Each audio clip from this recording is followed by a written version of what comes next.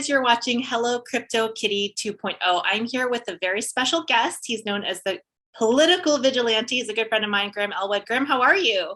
I'm excellent. Thank you for having me. I like the kitty ears. That's very nice. I know. It's always good to take financial advice from someone wearing kitty ears, right? Yes. Hashtag not financial advice. This is not a financial podcast. It is an educational podcast. Graham, I'm so excited to have you on. I'm surprised it's taken so long. Yes. Yeah. I'm glad. Thanks for having me on. I know, you were one of the people that helped sort of get me into crypto and really start analyzing it and breaking it down. So I think you were the first crypto guest on my show to talk specifically crypto like a year and a half ago. I think it was like June of 2020 is when I had you on my show. That's awesome. Well, one of the reasons I wanted to have you on is to have kind of, a lot of times I'll have crypto experts on the show. I had an NFT expert, people talking about the new technology, but I really would love to hear your story from someone who didn't know anything about cryptocurrency and started getting in, because I know a lot of people get really intimidated by it. Yeah, it is a very intimidating thing. And I think that's what I always say to people when they're like, oh, I always say I was the exact same way. And most people were, and it's something you actually said to me. You said, yeah. Most people didn't get it at all when they first came across crypto. I started doing my YouTube show about 5 years ago, very lefty talking, but not a fan of the two-party system, and started to analyze, see the corruption of the two parties and how big banks played an influence on that. And so I started to hear about crypto and I was like, oh man, I gotta learn this. And then in 2019, this company, Rockfin, that you're on, this platform, approached me and Ron Placone, because we each have our own sort of YouTube shows, and we were, regulars on the Jimmy Dore show. So we were kind of had a similar fan base, and said, would you guys like to post content for us? And because they were just trying to get new content creators on their platform, and we'll, give you a little bit of money. And it was a short-term deal.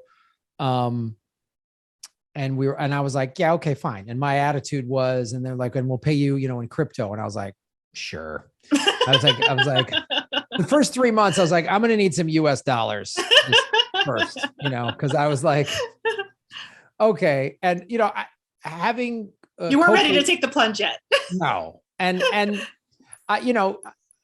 having co-created the Los Angeles Podcast Festival with Dave Anthony and Chris Mancini, we did that for 6 years. It was really cool. So I dealt with a lot of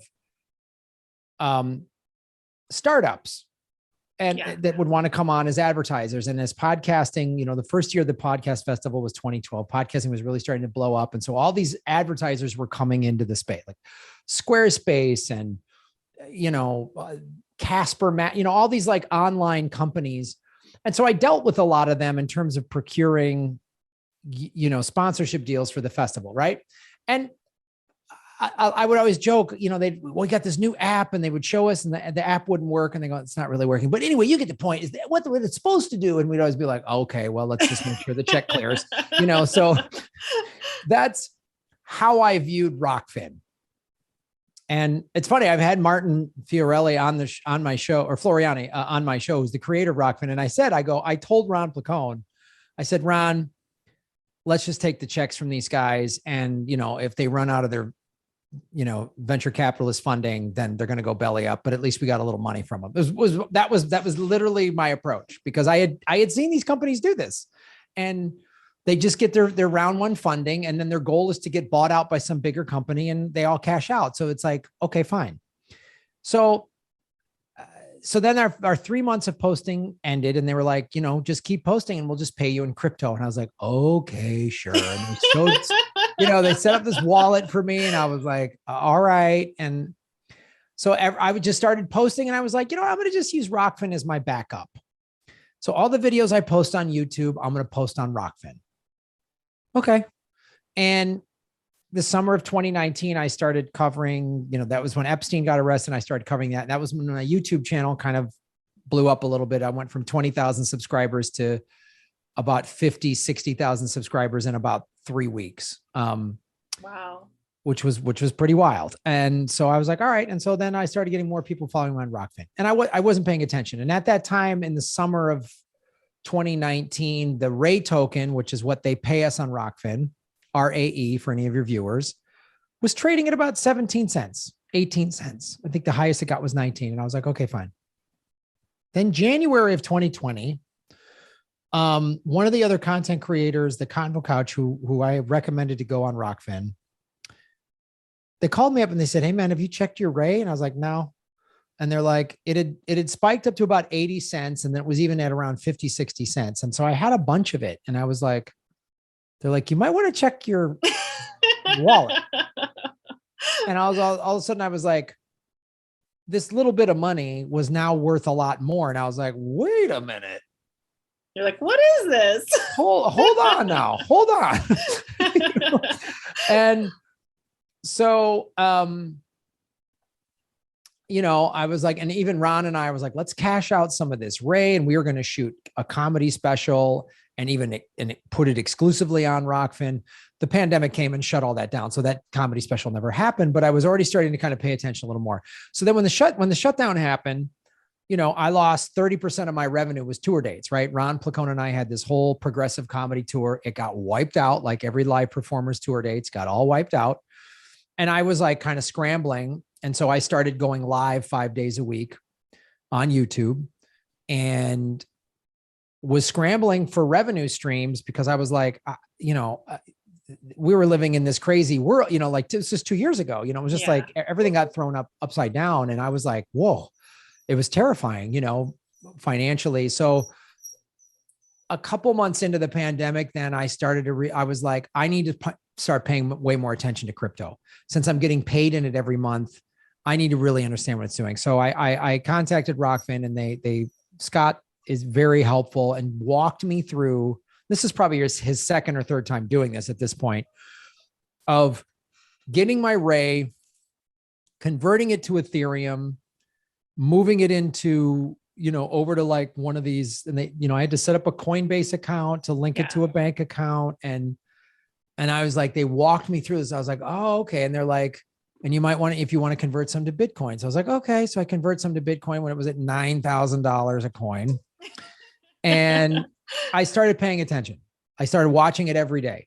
And then Susie Dawson, who's been on my show, who's an activist, and she was involved with the Occupy movement, and got targeted and had to move to Russia. And she was very heavily, she knows Julian Assange and worked with WikiLeaks. And they used, because they got their funding shut down. People would just donate to WikiLeaks. So the government said, you can't accept money, you can't accept PayPal. So they got into crypto early to keep WikiLeaks going. And so Susie started talking to me about it. She's like, Graham, pay attention to this and watch this YouTube, watch that. And I started watching, and I always had watched sort of RT. And so I started watching, like, Max Kaiser is a big Bitcoin maximalist. And I started watching the show Boom Bust, and Christy who I've had both Max and Christy on my show. She's just a financial person. I had her on my show. And Susie was also telling me to watch the show, like The Moon. Carl, he did the show. And then I started watching Crypto Casey, and then I found BitBoy Crypto. And then I started seeing all these big name investor people coming into the crypto space. Michael Saylor, Raoul Paul, who worked in traditional finance. And that resonated with me way more than because some of the other YouTube channels are just like gamers or tech nerds or hackers or whatever. And I'm like, all right, this just seems like, you know, I'm not in that world. And it didn't, but when I heard like traditional finance people, and then I started watching like the show Altcoin Daily, and they were always pointing out, oh, here's a quote from this guy 5 years ago saying Bitcoin's a pyramid scam. And now he just put $50 million of his assets into it. And I was like, okay, you know, this feels like it's becoming legit. And then I bought some Bitcoin, you know, I converted some Bitcoin in like June or something like that at $9,000, and it jumped up to 11 or 12 grand in August. And I cashed it out and paid off a credit card. And paid off all my credit cards. And I was like, okay, And Susie Dawson goes, congratulations, you're out of the grip of the central banks. Yep. And I had gone, and I've told this on my show many times, but I lost my home to foreclosure in 2010. And I did a research, and one of the reasons I started my show, Political Vigilante, was I saw how the banking industry, both Bush and Obama, gave the banks a bunch of money, did not see, it was just a Wall Street bailout. And I was one of 6 million people who lost their homes. And I voted for Obama twice, and I thought he was going to save the day. And I realized he's just as corrupt as everybody else. And our whole political system is completely corrupt. And so knowing all of this corruption of the central banks, when I started learning about Bitcoin, and specifically Bitcoin, and what the white paper said, and what Bitcoin specifically, the altcoins are obviously, I started to learn they're different, they're technologies and everything else, and they can be any number of things. But Bitcoin specifically was in response to the 2008 financial collapse. Yes, absolutely. And it was there because Satoshi was allegedly, the theory is, angry about the bank bailouts. Yeah. And probably Satoshi was a NSA cryptographer or something like that, and worked, only somebody at that level. I mean, like I started, that show Da Vinci, because he worked in that field, Da Vinci, and he said his theory is that Satoshi was an NSA cryptographer. And I was like, wow, because it's so brilliant when you really get into what, again, specifically Bitcoin is. And then I started watching the corporate media do the same lies and bullshit it does in the stories I cover. Like, you want to be empowered by being your own bank and getting out of the central bank system? Let's say it's for criminals. Let's say it's for scammers. Let's say, every bad thing we can. Meanwhile, behind closed doors, we're putting our assets and our money into it. Yeah. I was like, well, see, now this is right at my wheelhouse. I was like, I know this game. I know, this just reminds me of like, Dianne Feinstein's Twitter feed,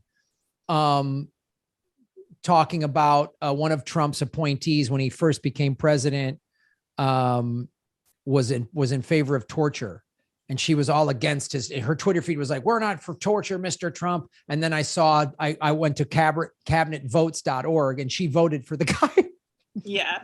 And I was just like, okay, so they're doing the same thing. They're exactly saying the same thing. Yeah. And then the crazy hypocrisy. Oh, it's only used for criminals. And I was like, well, I think the US dollar might have a little blood on it. You mean the petrodollar? The petrodollar, right? Like I already knew about the petrodollar.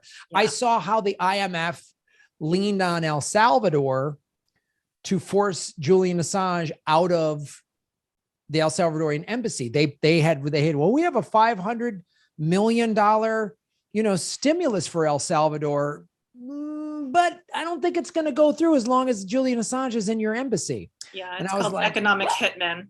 Yeah. I was like, so I started to really wake up to it. And then, I then really realized, okay, well, and I was seeing people getting demonetized on YouTube or deplatformed. Like, well, Rockfin is my backup. For talking about issues that are real and important, and not just having a cooking show or a fashion review show, right? If you talk about anything of substance, political activists, anything outside the central narrative, people were getting deplatformed. And then when January 6th happened, they went after a lot of conservative shows. And I'm not conservative, and I disagree with a lot of these people vehemently, but they should still have a voice. They should still be able to talk. I mean, if you have a narrative that's not what they want, you're going to get shut down. Yes. And that's what's happening right now. And that's why crypto is so important and Bitcoin is so important. And, I have so many friends asking me, well, Rosie, what is it backed by? It's backed by the miners, and that's the network. So it's backed by you and me and all the people. And that's something that governments really want, because you control the money, you control the people. Yeah. And when you start researching and seeing how the central banks finance and profit wars, and sanctioning, which is an act of warfare, and you see how they really are trying to control people. So then after January 6th, they went after all the conservative shows, and then sure enough, they got to my show. So February 1st, 2021, I got demonetized by YouTube, and I've been demonetized for a year now. And so this myth about the liberal media, that's a myth because your show is a liberal show, right? Well, and they're shutting you down. Yeah, I mean, I would call myself liberal. I mean, I'm, Progressive. I'm left. Yeah, I'm an anti-war, pro-labor socialist. So I don't really fit into the Democratic Party. So you're an independent. Independent thinker. I'm a very left independent. And so, yeah, they came after me as well. And I was posting stuff on JFK. I mean, the JFK assassination, and I was referencing, and Lee Camp and I were doing our show Government Secrets, and we're still doing it. And Lee was referencing the book, which I highly recommend people reading, called JFK and the Unthinkable, or Unspeakable, JFK and the Unspeakable. And it is one of the most sourced, referenced books regarding the JFK assassination. And it shows how JFK was wanting to pull us out of Vietnam, and the CIA did not want that. And all this stuff. Lee Harvey Oswald worked for the CIA. There's documentation, Freedom of Information Act documents, depositions. I mean, all this sourced information. I mean, half of the book is the source material, like the references, right? And they flagged one of our videos and said, this was misinformation. And they said, Lee Harvey Oswald killed JFK. That is definitive.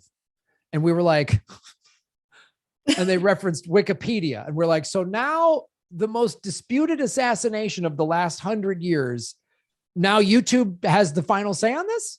There's been, I love Wikipedia because it's open source, but I found misinformation on Wikipedia. I found, because unfortunately people are submitting that information and sometimes it's not correct. And I believe one of your COVID videos was flagged for misinformation. And I don't think you said anything controversial. It's like really bizarre. No, I'm fully vaccinated and boosted. I can't recall. I don't know if you recall which video I'm talking about. I remember one of your COVID videos was flagged and taken down. And I remember I had watched it and I was like, well, that wasn't controversial at all. No, I was basically saying you should get vaccinated and I'm okay with mandates. I mean, it was like, and you were on the list. You were on the list. That put me on the list. Yeah. And so when that happened, that was a little scary, but thankfully I already had Rockfin in place and already was familiar with converting Ray to Ethereum and cashing it out. And so I was able to keep my show going, and I've been basically surviving. I mean, I use Patreon and I have people donating on Venmo and PayPal, and I have an online store. So I have a lot of revenue sources, but Rockfin is a big, converting my crypto to cash to pay my bills is a big part of my revenue stream. And so now I'm this huge crypto advocate. And when I started talking about it and I started saying to empower my audience, because again, and I saw too, when the pandemic first hit, I saw the CARES Act that was under Trump. And then I saw these several stimulus plans under Biden heavily favored Wall Street.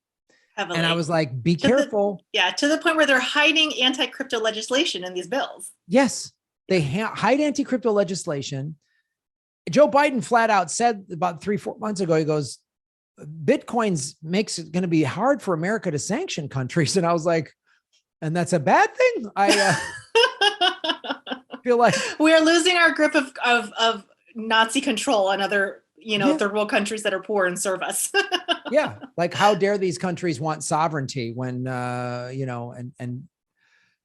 convert, sell their resources and give the profits back to their own people rather than American corporations. Like, how dare they? Exactly. So I really saw like the value of this and how Bitcoin specifically, and a lot of the altcoin projects, there's a lot of cool stuff happening out there that smart contracts is going to be great. And NFTs, I think, is going to be great for performers like us and artists. And artists to keep a portion of their own revenue. How shocking. Yeah. Oh, wow. How dare you? Again, like, as a guy, how dare you own the rights to your own face? Yes, I have a couple movies that I got distributors for on Amazon. I have a TV series on Amazon that I own a percentage of. I haven't seen a penny. Yeah. Because the books are all secret. Where NFTs, it's all open source and blockchain technology. And so people are like, well, what's Bitcoin backed by? It's backed by a global network of open source that we can all check and see. No one can hide it. And the other thing, when they're like, it's only used for criminals. Well, a bunch of criminals that that did that hack last summer, they were caught because it was on the blockchain. Because it was on the blockchain. Yes. That is the biggest misinformation that is pushed out there, that it's only for criminals and criminals prefer it. Criminals actually do worse on crypto because they have to transfer those funds. Even though the wallet is anonymous, they have to transfer the funds from a wallet to an exchange to cash out, or to some other, location to cash out and link it to a bank account. So actually law enforcement loves cryptocurrency, and that's how that 100 million hack that just got, they just got discovered because they just followed the trail of the blockchain. And they said, hey, they moved it to this wallet, then they moved it to this wallet, then they moved it to this bank account. Okay, here it is. And it's like, well, how do you know that? It's like, well, it's like, the serial numbers of the dollar bills, right? So basically the each Bitcoin has its own like number to it that's so much easier to track than cash. Like if they would have stolen the cash and just got a bunch of cash in duffel bags or whatever, how are you going to find that money? Like you just go to a casino, buy a bunch of poker chips and cash them back out, and there, your money, you're done. Like exactly. That's one of the biggest misinformations. Another big misinformation we've talked about on the Political Vigilante is that it's bad for the environment. Oh, that's the biggest one that they constantly, Bitcoin mining is so bad for the environment. You're killing baby seals if you invest in Bitcoin. You're clubbing, innocent polar bears if you're investing in Bitcoin. And we had talked about that video of the Navajo Nation using clean energy to mine for crypto. Yeah. So that's just one of the videos I've done to show how the Navajo Nation, A, is empowering themselves financially, and B, mining cleanly. And then, there's so many things to just easily debunk, which is so easily, like we've talked about, the numerous times you've been on my show, we've talked about how much power does traditional banks and ATMs use, like how much are they drawing right now? Not to mention Bitcoin is not ruining the environment. It's such nonsense. It's such, and because of projects like the Navajo Nation, there's a lot of miners that are starting to go, oh, we'll put solar panels on this or whatever. And they're drawing clean energy. And so there's all these like clean energy crypto mining projects out there. And a lot of people don't understand, when they say, well, what is it secured by? And it's secured by the network, which is the miners and the independent people mining. But a lot of people say, well, they don't understand that the US dollar is actually secured by the US military. And so that's what people don't understand is unfortunately, they don't teach economics or finance or money in school because they want us ignorant. They don't want you to realize the blood money that you're using. And that sounds very extreme, but it's blood money. Yes, it's absolutely blood money. Think about all the awful wars. Wars make money for central banks. Yes. The Rothschilds funded both sides of the world wars. And that's a fact. That's not a conspiracy theory, although if we said it on YouTube, we might get flagged. Sure. That is a documentable fact that that those central bankers in Europe funded both sides of the war and made money off of death and destruction. And then who goes in? The contractors. John Kerry did that to Vietnam. And so did John McCain. They invested in contractors and infrastructures to rebuild my parents' country, which they destroyed. So, of course, who do the contracts go to? They go to American military and private contractors. So it's this game that they play, and crypto and Bitcoin is not part of that game. It's not part of that system. And so they are heavily incentivized. It's always follow the money, follow the dollar to find out where the message comes from.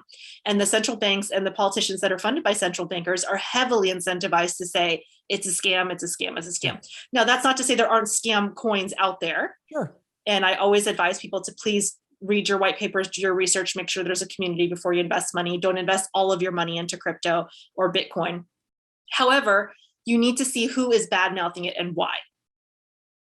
And what are their financials? I always say on my show, follow the money, connect the dots, get the truth. So even we're talking about, the military industrial complex just profits off of even just the fear of war. So it's like, why all this crazy stuff's happening with Putin in the Ukraine? Well, I went to opensecrets.org, which you're all welcome.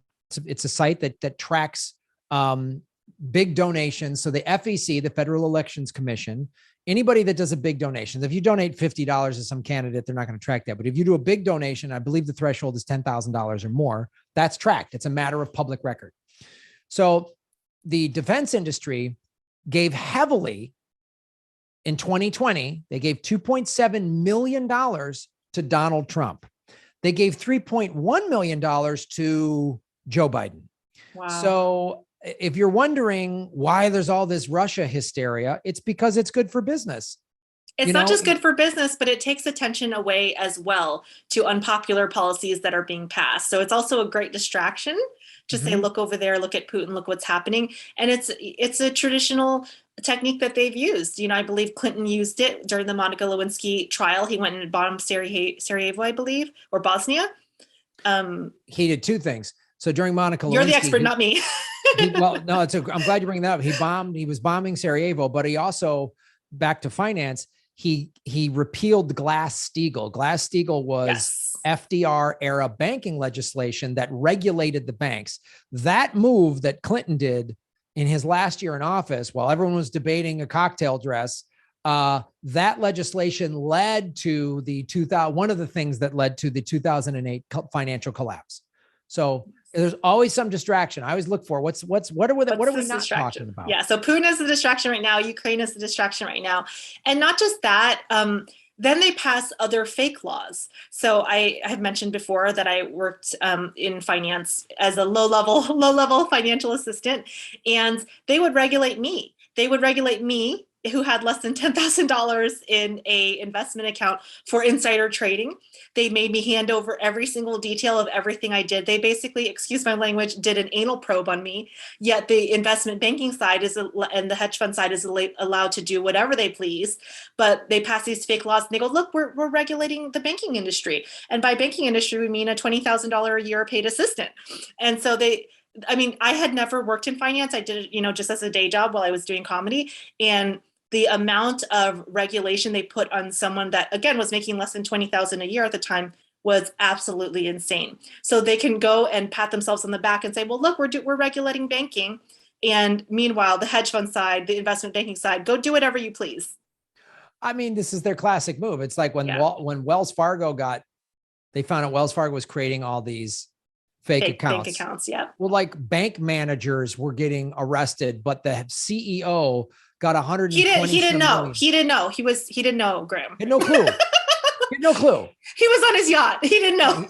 He had no clue. And I remember Liz Warren gave him a stern talking to in front of the Senate, but then he took $120 million severance package and did 0 days in jail. Yeah. And it was like, wow, that tells you everything. Yeah. It's all theater. You start following the paper trail and the money trail, and it becomes really obvious. Liz Warren had one of her buddies who was a Harvard expert consultant talking about how crypto is dangerous and for criminals and this and that. And then just a couple clicks, it didn't even take that much research. I clicked on his link and I clicked on two other things to kind of do some light research. Turns out, guess who funds him? Wall Street and big banks. So this crypto expert, allegedly, who was saying crypto was horrible and for criminals and no one should use it, was funded by the central bankers. It was just really strange. I don't know. It was odd.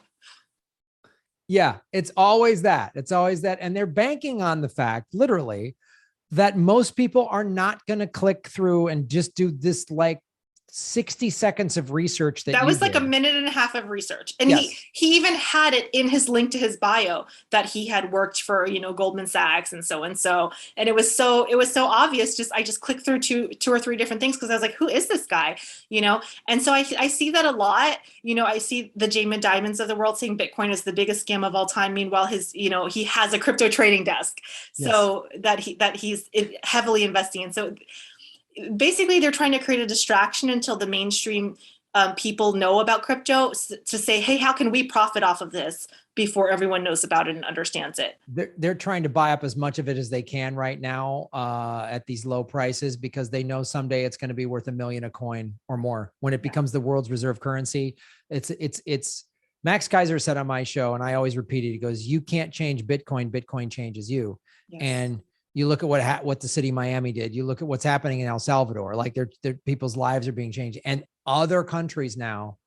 When El Salvador happened, I think you and I talked about it. It's a domino effect. This is going to just be Central and South America, especially these countries that are sanctioned heavily by the United States, like Venezuela and Cuba. I bet you they're going to adopt Bitcoin. Russia just started to adopt it.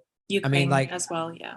it's they're going to do this. And even the countries like China, like clamp down on it, but that's because they just want everybody to use their digital. They have a yen coin that's coming out. And so they're really trying to push yen coin because the government wants to be able to oversee it. And I think that's actually what's going to end up happening in the US is they're going to, release some type of Fedcoin, which I know is in heavy talks right now. And that's also documented. You can look it up. It's called Fedcoin. And I wouldn't trust Fedcoin if, someone were to give me 1 million free Fedcoin, because the Fedcoin is going to be used as well they want control. And so they think that the average person is not going to realize the difference between Bitcoin and Fedcoin and just go towards the Fedcoin. And it's really scary what some of the governments are doing, especially the US government, with the misinformation. That's really what scares me, is that they are going out there and putting information out there that is easily, like you said, debunked. And so many people I know believe it until I explain it to them. And they're like, oh, that actually makes more sense what you're saying. Yeah. And you just do a little bit of research and it's very obvious. It's like, it's so right there. And I don't know why people. I think it's just like, when we talked about it, it's like, I was interested in Bitcoin and crypto really early. Unfortunately, I didn't invest in it at the time because I was too scared. And I thought, I'm not smart enough. I don't know anything about programming. I don't get it. And it did take a little bit of research because, as I mentioned, they don't teach economics. They don't teach finance. You have to kind of learn how corrupt you have to learn a little bit about economics and economic history to learn how corrupt the banking system is to realize why we need it. Yeah. I mean, when you just think, if you ask most people, they think the Federal Reserve is like a government-run agency. Yeah. They would probably just assume not a private bank. Yeah, not a private bank. It's a banking cartel that just was designed to run this country. And when you learn that, you're just like, wait, what? Like it really. And Henry Ford, one of the most famous founder of Ford Motor Company, one of the most famous capitalists of all time, has the famous quote saying, if people knew how the banking system was run and how the financial system was run, they would be screaming in the streets rioting. Yes. Because he knew how crazy it was. And anyone who knows about really what is happening, I mean, they create money out of thin air. They take money and print it for their buddies. It's when these bailouts happen, they don't raise taxes, Graham. They just print it and hand it right over to their friends on Wall Street. And that's the scary part. Yeah. And then as we're seeing right now, and we've been talking, you and I and others have been talking about this for the last year and a half or so, we're like, all this money printing is going to go bad. So now we have inflation, right? Yeah. But even in the inflation, you're learning is some of it is manipulated. Like these companies, yeah. McDonald's, Walmart, whatever, they've had record profits and yet they're upping their prices. There's also a fake scarcity. There's also a fake, there's no money allegedly for universal healthcare or UBI, but we can go ahead and bail out, Wells Fargo. So there's a bit of, a bit is an understatement. There's a hypocrisy here that's, beyond anything I've ever heard. Again, UBI, universal healthcare, these things are, maybe 1 trillion, 3 trillion, but they'll print 6 trillion and hand it over to Wall Street and say, we don't have the money. Oh, and the democratically controlled Congress, just gave Biden $768 billion for the war machine. And then the democratically controlled Senate gave an extra $10 billion. So now his budget is $778 billion just for this fiscal year. Yeah. But boy, we don't know how we're going to pay for Medicare for all. We just can't seem to figure that one out. We can't do student debt forgiveness. We just can't seem to figure that out, even though all of the Wall Street companies that got PPP loans, those loans are forgivable. If you're a small business owner like I am, or you, or anybody else, though, our loans aren't forgivable. But and also you're absolutely right on that. And there's a lot of trickery and misguidance because there's a rainbow flag or there's a hashtag trans lives matter, which they do, of course. And of course I support LGBTQ. My brother is gay, but there's a distraction. It's like, look over there, we care about women, and look over here, we care about, don't look behind the curtain. And so there's a lot of feel good politics that happen, but there's behind closed doors, it's, business as usual. And those feel good politics are to give us the illusion that all this progress is being made, to say, look, we're inclusive, more diversity and trans rights, which are all great things. I'm all for those things amazing, as well. But yeah, it's not, it's a distraction. it is a distraction because it's like people need, you want to be really inclusive, give the American worker better wages, force these big corporations to pay taxes. Like all these companies had record profits during a pandemic, and anyone, Starbucks is trying to implement strike busting, as is Whole Foods, as is Amazon. And these people these people who had to work during a pandemic. You can't zoom in stocking shelves at a grocery store. You can't zoom in a factory. You can't these are essential jobs that nobody could just do remotely. You can't remote work loading up a truck full of groceries. You're an essential worker, Graham, but you're not essential enough for us to pay you more. Exactly. And yet they have record profits. 100 billionaires were created during this global pandemic. And then they just say, oh, diversity, or like you say, oh, we got this trans rights law. Great. How about some money? You really want to help women, people of color, give everybody healthcare.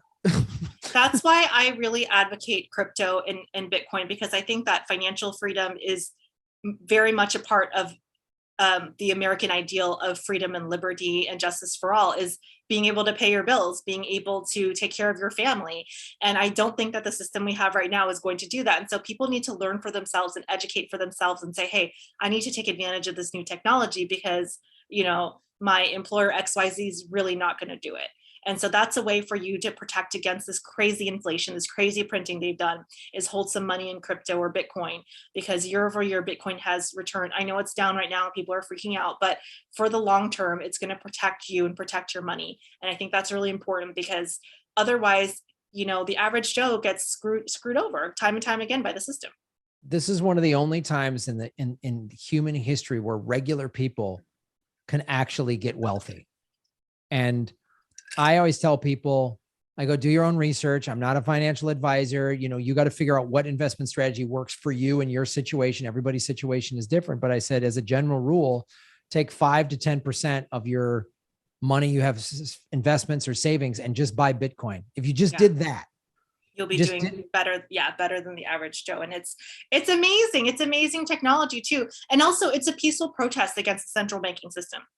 You're saying, hey, I'm taking my money out of this and I'm putting it into this other system I really believe in, which is a system for the people, by the people, and not run by corrupt governments and the war machine.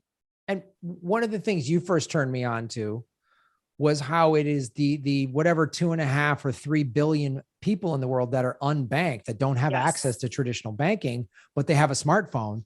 And they're now the world. And that, we saw that evidence in El Salvador when they went, when Bitcoin became official currency in September of last year. In a month, 50% of the country in a month got a wallet. And these are people who probably didn't have access to banking or whatever like that. And now they have a wallet on their smartphone. And so you're already seeing the examples of how you can amass wealth. When I always tell people, buy the dip. Seriously, buy the dip. That's what I've done. When they're like, oh no, it's down to 35 grand. Good, put some more money in. Great. You'll be high-fiving yourself when it's 70 grand, I know you got to go soon, but I didn't know anything about the unbanked. I guess I'm exposing my privilege here as someone who grew up in a first world country. I didn't realize so many people were unbanked. I actually learned about it through doing crypto research. And it's so true. There's people that, don't have a bank account, or using check cashing. They're using money order programs and Western Union, and they're having to pay 5 to 7% of those checks to these, grimy payday lenders and stuff like that. And if you use crypto or a stable coin, it's pennies, to get those transactions. So it's a way for people to keep their money. And financial owning your own, you talk about this all the time, the worker should own part of the business, or the worker should own part of the asset, or, the entertainer should own, part of their own work that they created. And so crypto and Bitcoin is a way for the average person to own part of their own financial system. You can be your own bank. You can, open an account on Abra or some of these other platforms that allow you to lend out the money. So you put $10,000 instead of in a savings account, you put it in Bitcoin, and then you can lend that money out to different lenders and make interest on it. Whereas right now, your money is actually lent out in the traditional banking system, but they pay you 0.001% in a savings account, and the bank makes that profit. So people don't understand. People are like, well, how are you making, 7% interest, staking your coins on Coinbase, or how are you making 5% interest? that interest has always been made, but in the traditional banking system, the bank keeps that profit, not you. Yeah. Yeah. Okay, Graham. So how can people find out more about Political Vigilante and learn more about your amazing show and everything you're working on?